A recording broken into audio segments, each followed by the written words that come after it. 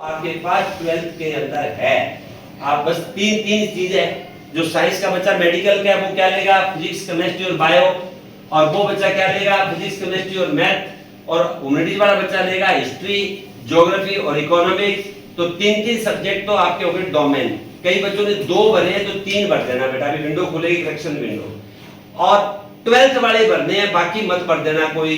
कई बच्चों का ये सपना है कि मुझे तो 12th वाले लेने ही नहीं है, मुझे तो आगे चेंज करना है।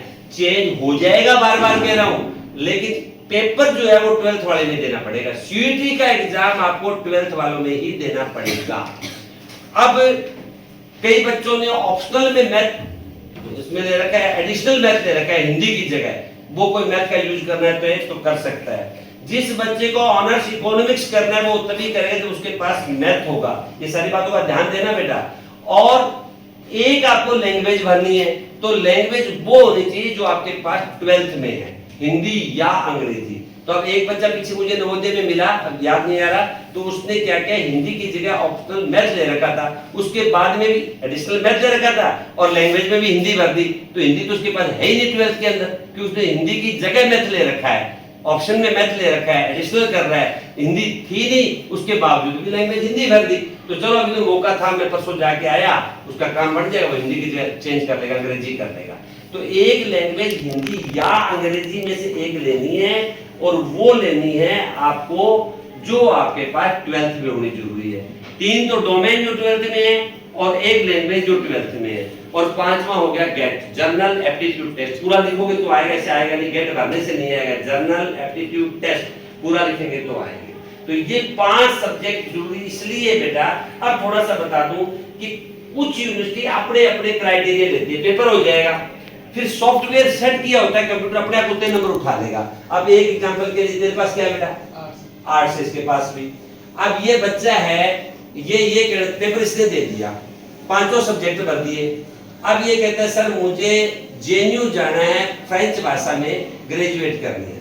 हंसो मत, अब ये हंस रहा है। हंसने का एक ही तात्पर्य होता है कि अंदर हीन भावना छाई हुई है कि मैं कौन सी फ्रेंच में ग्रेजुएट करूं। बस वहां बचा गया, वहां गया काम से, फिर उसके पल्ले कुछ नहीं है। वो कहे हाँ मैं करूंगा। अरे कर तो लोग कर रहे। एक बात बताओ, जेएनयू भरी पड़ी है इन चीजों से, तो बच्चे तो आप जैसे याद करके तो वो 12वीं आए हैं, उनके कुछ 4 हाथ है क्या, ये 4 आंख है। हंसने का 2 ही तात्पर्य है कि या तो वो मेरी बात को इग्नोर कर रहा है, और या वो अपने आप को हीन भावना समझ रहा है। उसके पास वो कुछ भी नहीं है, सीरियस तो नहीं हुआ। वो तो एग्जाम्पल ही सीरियस नहीं हो रहा, तो ओरिजिनल क्या हो जाएगा। ये तो एग्जाम्पल दे रहे हैं। क्या तू तेरा नाम बता, तू नाम क्या है, सिलेक्ट बता क्या है, आर्ट्स से तेरे पास भी। अब ये बच्चा जिस पे रहते तो हंस के, इसका मतलब गया काम से है नहीं, इसके पल्ले नहीं है, इसके फ्रेंच नहीं करेगा ये। अब ये बच्चा कह रहा है मुझे फ्रेंच करनी है, मान लिया, तो अपने क्या है कि जैसे ही उसको डालेंगे, ये बच्चा ये मांग रहा है, फ्रेंच कोर्स मांग रहा है जेएनयू, तो कंप्यूटर इसके डोमेन छोड़ जाएगा, उसके नंबर काउंट नहीं करेगा, क्योंकि जेएनयू 2 ही चीज मांगता है, एक तो लैंग्वेज मांगता है इंग्लिश, और एक मांगता है गेट। तो 250 की तो इंग्लिश उठाएगा, 250 की क्या उठाएगा वो इंग्लिश, और 250 की उठाएगा वो गेट। तो 250 500 में से इसके नंबर ले लेगा, बाकी सारे अपने आप छोड़ देगा। तो 500 में से इसके मान लो 350 नंबर आ गए, और 350 वाले का बच्चे का हो रहा है, तो इसको कहते हैं तू फीस भरवा। इस प्रकार से अब मान लो यही बच्चा है, अब ये कहता है मुझे सर डीयू जाना है, अब हंस मत जाना।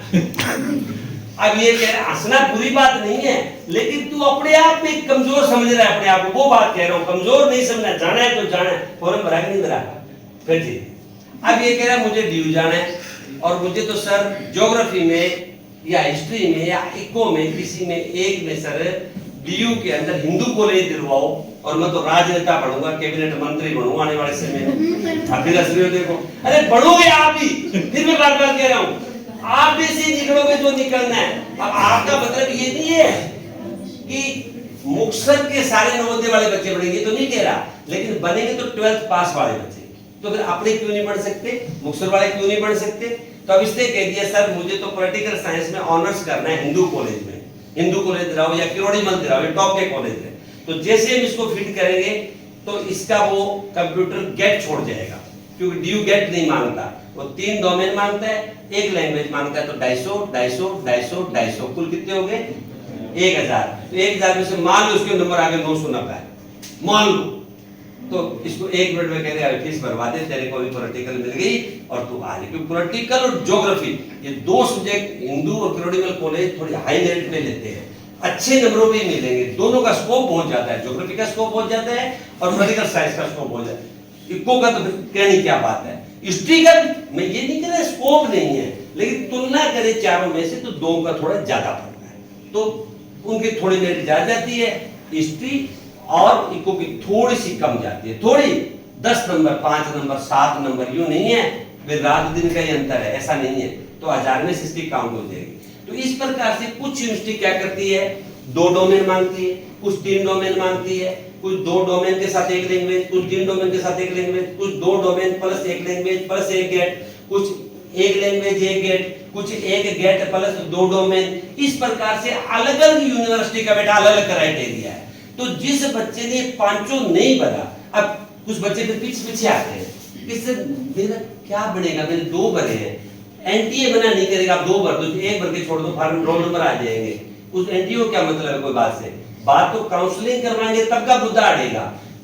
आपको कम भरने से नुकसान क्या है कि आप बहुत सारी अच्छी यूनिवर्सिटियों से पहले से ही दौड़ से बाहर हो, ये नुकसान है आपको, मोटा नुकसान ये है। कुछ चीजें नहीं भरी, मान लो आपने मान लो गेट नहीं भरा, सपोज करो गेट नहीं भरा, 3 डोमेन भर दिया, 1 लैंग्वेज भर दी, तो डीयू के लिए एयू के लिए तो सभी बच्चे एलिजिबल हो गए, लेकिन बीएचयू और जेएनयू के लिए नहीं हुए।